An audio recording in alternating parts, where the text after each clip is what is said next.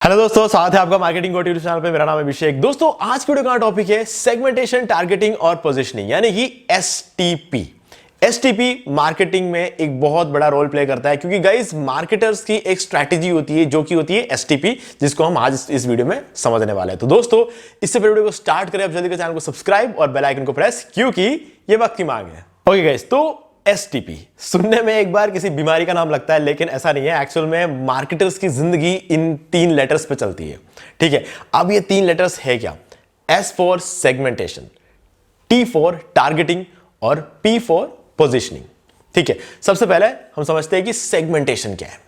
देखो, सेगमेंटेशन का मतलब ये होता है कि हम पार्टीशन बना रहे हैं, मतलब एक तरह से हम कुछ चीजों में डिवाइड कर रहे हैं, है ना कुछ हम जब डिवाइड करते हैं ना, उसको हमें सेगमेंट बोलते हैं। ठीक है, डिवाइड करने की जो प्रोसेस होता है उसको हम सेगमेंटेशन बोलते हैं। ठीक है, अब एक तरह से कैटेगरी बना रहे हैं, आप यूं समझ के चल सकते हैं। अब कैटेगरी किसका बना रहे हैं? इंसानों की कैटेगरी बना रहे हैं, लोगों की कैटेगरी बना रहे हैं हम यहां पे। ठीक है, कैसे? देखो, कैटेगरी बनाने के लिए एक बेसिक सी होती है डेमोग्राफिक्स। ठीक है, डेमोग्राफिक्स आपने देखा होगा, एज, सेक्स, रिलीजन, ऐसे बहुत सारी चीजें, जेंडर वगैरह, ये सब कुछ क्या जो होता है वो डेमोग्राफिक्स में आता है। वो एक तरह की कैटेगरी होती है। अब इसके अलावा और भी ज्यादा कैटेगरीज है। ठीक है, कुछ ऐसे लोग होते हैं जो मतलब पेरेंट्स होते हैं, कुछ सिंगल लोग होते हैं। ठीक है, कुछ कमिटेड लोग होते हैं जो रिलेशनशिप में होते हैं। ठीक है, और कुछ ऐसे लोग होते हैं जो जॉब करते हैं, कुछ ऐसे लोग होते हैं जो बिजनेस करते हैं, कुछ ऐसे लोग होते हैं जो महीने के 10,000 कमाते हैं, कुछ 20,000 कमाते हैं, कुछ 30,000 कमाते हैं, कुछ 40 करोड़ कमाते हैं, कोई लाख कमाते हैं, कोई करोड़ कमाता है। ठीक है, ये सब एक अलग अलग कैटेगरी के लोग होते हैं। इन सब की चॉइस अलग होती है, इन सबकी जिंदगी अलग होती है, इन सबकी इंटरेस्ट अलग होते हैं। ठीक है, अगर एक आदमी जो 10,000 रुपए कमाता है महीने के, तो वो अगर कोई फोन लेने जाएगा तो वो एमआई का फोन लेने जाएगा। और एक आदमी जो महीने के लाख रुपए कमाता है, वो जो फोन लेने जाएगा वो या तो सैमसंग का कोई हाई एंड टॉप मॉडल लेने जाएगा, मतलब आईफोन, या फिर आईफोन ले लेगा, या फिर वन प्लस ले लेगा, कोई इस तरीके के फोन लेगा वो। ठीक है, और जो 10,000 20,000 रुपए कमाता है वो एमआई के, रियलमी के और पोको के, इन सब के फोन खरीदने जाएगा।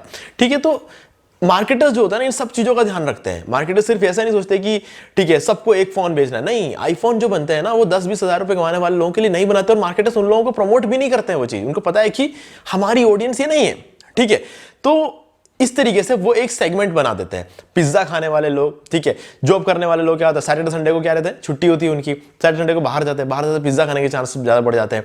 ठीक है, तो कुछ लोग बर्गर खाते हैं। तो इस तरीके के बहुत सारे लोग होते हैं, इनको एक अलग अलग कैटेगरीज में डिवाइड किया जाता है, जिसको हम कहते हैं सेगमेंटेशन। ठीक है, अब इसके बाद आता है टारगेटिंग। अब टारगेटिंग क्या होता है? पहले तो डिवाइड कर दिया हमने, डिवाइड करने के बाद इसके अंदर भी अलग अलग कैटेगरीज होती है ना। अब जैसे कि मान लो कुछ लोग ऐसे होते हैं जिनको डेफिनेटली बाहर जाते हैं तो कुछ लोग पिज्जा खाना पसंद करते हैं, कुछ लोग बर्गर खाना पसंद करते हैं, कुछ लोग क्या होता है कि KFC में जाके चिकन खाना पसंद करते हैं। ठीक है, तो अब क्या होगा कि अब उनको फर्क नहीं पड़ता है कि ये KFC में जो चिकन खाने आ रहे हैं वो चिकन वेज है कि कुछ लोगों को अंडे खाना पसंद होता है, कुछ लोगों को चिकन खाना पसंद होता है। तो अब इसको कुछ लोग बोलते हैं कि अंडे वेजिटेरियन है, कुछ लोग बोलते हैं अंडे नॉन वेज है। ठीक है, अलग अलग चीज। लेकिन मार्केटर्स को इन सब चीजों से कोई मतलब नहीं होता। मार्केटर क्या देखता है कि उनको इसको खाली बेचना है, उनको बेच कैसे सकते हैं। ठीक है, इस चीज पर उनका फोकस कर रहता है। तो अब वो इन लोगों को टारगेट करेंगे। टारगेट कैसे करेंगे कि अब मान लो कि एक बंदा है जो महीने के मान लो कमाता है 50,000 रुपए, ठीक है, या फिर मान लो 1 लाख रुपए कमाता है। अब इस 1 लाख रुपए महीने के कमाने वाला जो बंदा होता है, इसके पास इतना पैसा होता है कि एक आईफोन खरीद सकता है ना। तो अब इस बंदे को आईफोन टारगेट करने की कोशिश करेंगे। अब ऐसा तो है नहीं ना कि ये जो आईफोन की जो कंपनी है, खैर खाली बड़े महंगे फोन ही बनाती है, लेकिन सैमसंग जो है वो हर रेंज में फोन बनाते हैं। तो सैमसंग के जो मार्केटर्स होते हैं वो 1 लाख रुपए कमाने वाले लोगों के लिए एक अलग फोन बेचते हैं, 10,000 रुपए कमाने वाले लोगों के लिए अलग फोन बेचते हैं। अब वो क्या करते, जो मार्केटर्स होगा वो 10,000 वाले फोन के अंदर अलग अलग चीजें ऊपर और नीचे चढ़ा के बताते हैं। जैसे कि किसी को क्या होता है, अपने फोन में ज्यादा लंबी बैटरी बैकअप चाहिए होती है, किसी को अपने फोन में सॉफ्टवेयर अच्छे चाहिए होते हैं, किसी को कैमरा अच्छा चाहिए होता है। ठीक है, किसी को फोन खाली फास्ट और रिफ्रेश रेट किसी की अच्छी होनी चाहिए, किसी की डायनामिक रेंज, कैमरा की डायनामिक रेंज किसी की अच्छी होनी चाहिए, किसी की सेल्फी वाला जो फोटो होता है वो अच्छे होने चाहिए। तो आजकल हर तरह के फोन बनने लग गए। 10,000 का फोन बनता है, किसी में बैटरी बैकअप अच्छा होगा, ठीक है, लेकिन उसका कैमरा अच्छा नहीं होगा, किसी में कैमरा अच्छा होगा लेकिन बैटरी बैकअप अच्छा नहीं होगा। ठीक है, तो कुछ ना कुछ कमियां रख के उसको 10,000 15,000 वाले रेंज में फोन निकाल देते हैं, है ना। फ्लैगशिप फोन में क्या होता है, सब अच्छा होता है ना, ये फर्क पड़ता था फ्लैगशिप फोन में। तो अब ये चीज जो होती है ना, उन लोगों तक मार्केट किया जाता है जो लोग 10,000 15,000 रुपए कमाते हैं, और जो महंगे फोन्स होते हैं उनको मार्केट करते हैं ऐसे लोगों के सामने जो महीने के लाखों कमाते हैं। ठीक है, तो दोनों ही केसेस में प्रोडक्ट तो बिक रहा है, भले कोई इंसान 10 कमा 15 कमा। तो इस चीज को हम क्या कहते हैं, टारगेटिंग करते हैं, इसको टारगेटिंग करना कहते हैं। ठीक है, तो अलग अलग कैटेगरीज निकाल रखी है और अलग अलग कैटेगरीज के लोगों को अलग अलग चीजें। अब इनमें से कुछ लोग ऐसे होते हैं, जैसे कि स्विगी और जोमेटो की बात है। अब स्विगी और जोमेटो जब हम मार्केट करता है मार्केटर, तो क्या देखते हैं, वो देखते हैं कि इंटरनेट कौन चला रहा है। अब इंटरनेट नहीं होगा तो स्विगी और जोमेटो का क्या होगा, एप्लीकेशन के थ्रू चलता है ना वो, तो एप्लीकेशन कैसे चलेगा, इंटरनेट चलाते। तो कितने लोग इंटरनेट चलाते हैं, ठीक है, और कितने लोग उसे इंस्टॉल कर सकते हैं, कितने लोग इंटरनेट के लिए रेगुलर पे कर रहे हैं, ऐसे ऐसे लोगों को टारगेट किया जाता है। अब इसको टारगेट कैसे किया जाता है गाइज, ये सब कुछ कुकीज पे होता है। ठीक है, अब वो कुकीज क्या है, ये सब चीजें हम डिजिटल मार्केटिंग में आगे समझने वाले हैं। तो अभी सिर्फ इतना समझ लो, कुकीज के थ्रू टारगेट किया जाता है। ठीक है, हमारे इंटरनेट की जो ब्राउजिंग हिस्ट्री होती है, कुकीज होती है, इन सब चीजों आराम से टारगेट होता है। मार्केटर्स का यही काम रहता है। ठीक है, तो टारगेट कर देते हैं। अब ये सब हमारे इंटरेस्ट बेस पर हमारे सामने एड्स आते रहते हैं, वो सब मैं आपको आगे बताऊंगा आगे आने वाले वीडियोस में, जो कि इतना बहुत बड़ा टॉपिक है ना, इतना ज्यादा हम कवर नहीं कर सकते। अब इसके बाद आता है पोजीशनिंग। टारगेटिंग तो हमने समझ लिया कि ओके, हमने यहां पर इसको टारगेट कर दिया है। अब पोजीशनिंग गाइस, पोजीशनिंग में क्या होता है ना, कि अब ऐसा तो है नहीं कि एक ही मार्केटर है जो सेगमेंट कर रहा है, एक ही मार्केटर है जो टारगेट कर रहा है, ऐसा नहीं, बहुत सारे मार्केटर्स टारगेट कर रहे हैं। अब उनके बीच में आगे कैसे रहे, है ना, ये हर मार्केटर के से एक बहुत बड़ा चैलेंज होता है कि दूसरे भी तो लोग अपने प्रोडक्ट को मार्केट कर रहे हैं, ऐसा तो है नहीं कि अपन अकेले कर रहे हैं मार्केट। ठीक है, तो अब हम यहां क्या कर सकते हैं, उसको हम कहते हैं पोजीशनिंग। पोजीशनिंग मतलब क्या होता है, जैसे कि अगर हम देखें म्यूचुअल फंड, है ना, कोई भी फटाक से बोल देगा सही है। अब सही हो या नहीं हो फर्क नहीं पड़ता है, म्यूचुअल फंड है तो मतलब सही है। क्यों, क्योंकि म्यूचुअल फंड के एड में हमेशा बोला जाता है म्यूचुअल फंड सही है। सचिन तेंदुलकर आता है बोलता है म्यूचुअल फंड सही है, रोहित शर्मा आता है बोलता है म्यूचुअल फंड सही है, श्रेयस अय्यर बोलता है सही है, केएल राहुल, जिन लोगों ने भी ऐड किया है ना, सब बोलते हैं म्यूचुअल फंड सही है। ठीक है, अब बोल बोल के हमारे कानों को यह आदत पड़ गई है कि म्यूचुअल फंड सही है। लेकिन उसके बाद एक और लाइन बोली जाती है, बहुत तेजी से बोला जाता है और कम वॉल्यूम में बोला जाता है। वो क्या बोला जाता है, mutual funds are subjected to market risk, check all scheme related documents before investing. बहुत तेज बोला जाता है, mutual funds are subjected to market risk, please check all scheme related documents before investing. बहुत तेजी से बोला जाता है, इतना ये सारा कोई सुन नहीं पाता है इसको। ठीक है, ये भी मार्केटिंग का फंडा है यार, ये भी मार्केटिंग ही है, और ये दिमाग किसी बिजनेसमैन के यानी दिमाग से नहीं आया, ये मार्केटर्स के दिमाग से आया है।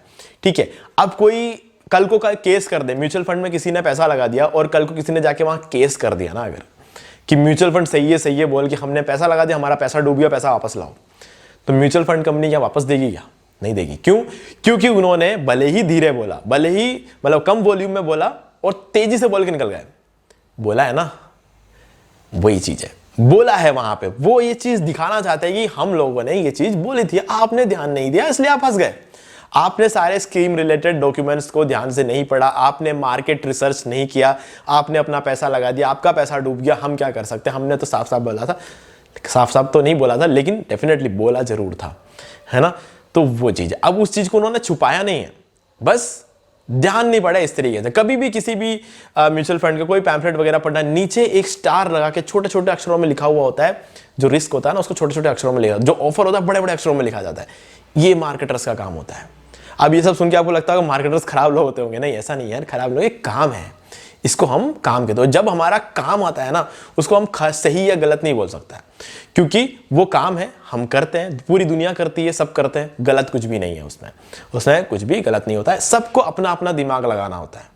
कुल मिला के कहने का मतलब ये है, जो एसटीपी है इसके अंदर सारे मार्केटर्स की लाइफ है। मुझे पता है कि ये जो वीडियो देख रहे हैं डेफिनेटली मार्केटर्स ही देख रहे होंगे, जिनको मार्केटिंग में इंटरेस्ट है वही लोग देख रहे हो। मैं मार्केटर हूं, मैं खुद ये वीडियो बना रहा हूं, है ना।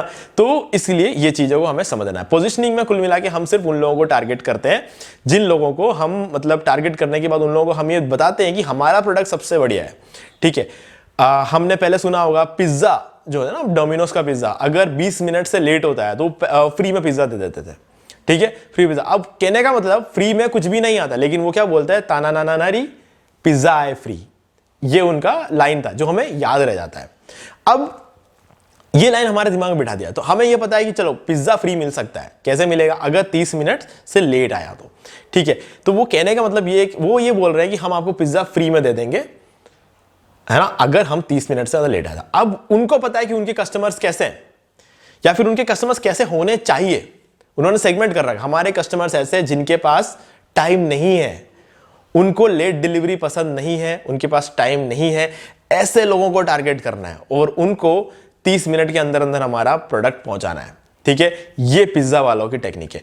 ठीक है, ये डोमिनोज वालों की टेक्निक है। पिज्जा हट वालों की क्या टेक्निक है? पिज्जा हट वाले डिलीवरी पे यकीन नहीं रखते हैं। पिज्जा हट वाले यकीन रखते हैं अगर कोई आके डाइन इन करता है, मतलब उनके जो आउटलेट्स है, आउटलेट्स में जाके कोई अगर बैठ के खाना खाता है, ठीक है, उन लोगों पे फोकस करते हैं। वो लोग कभी भी डिलीवरी पे फोकस नहीं करते, उनका फोकस पूरा उन लोगों पर है जो उनके वहां जाकर खाते हैं, है ना। सबका अपना अपना सेगमेंट है, सबका अपना अपना सेगमेंट रहता है। उन्होंने उस हिसाब से मार्केटिंग की, इन लोगों ने इस हिसाब से मार्केटिंग की। पूरी दुनिया अपने अपने हिसाब से मार्केटिंग कर रही है। ठीक है, तो ये चीज का हमें ध्यान रखना है। ठीक है, तो उम्मीद है कि आपको सारी चीजें क्लियर हो गई होगी। ठीक है, कि एसटीपी क्या होता है, और अब अपने रियल लाइफ में कोई भी एक ऐसा एग्जांपल ढूंढो जहां पर ये एसटीपी अप्लाई हो रही है। ठीक है, तो उससे आपको थोड़ा सा और ज्यादा क्लियर हो जाएगा और आगे की वीडियो में हम और भी ज्यादा चीजों को समझेंगे। ठीक है, तो उसके लिए आप चैनल को सब्सक्राइब जरूर कर ले और बेल आइकन को जरूर से दबा देना, क्योंकि ये वक्त की मांग है। तो दोस्तों, उम्मीद करता हूं कि आपको ये वीडियो समझ में आया होगा। अब यहां पर 2 और वीडियोस है जो आपको जरूर देखने चाहिए, क्योंकि इन दोनों वीडियोस में मैंने आपको मार्केटिंग के बारे में और भी बहुत ज्यादा डिटेल में समझाया हुआ। तो ये वीडियो बिल्कुल स्किप मत करना, क्योंकि आगे जो वीडियोस आने वाले हैं उनके लिए इन सभी वीडियोस को प्रॉपरली देखना बहुत ज्यादा जरूरी है। ठीक है गाइस, तो अगर आपको ये वाला वीडियो पसंद है, वीडियो को लाइक कर दे और चैनल को सब्सक्राइब करके बेल आइकन को जरूर प्रेस कर ले, क्योंकि इसी से आपको आने वाले वीडियोस के नोटिफिकेशन आगे भी मिलते रहेंगे। तो दोस्तों, आज वीडियो सिर्फ इतना ही। देखने के लिए आपका बहुत बहुत धन्यवाद।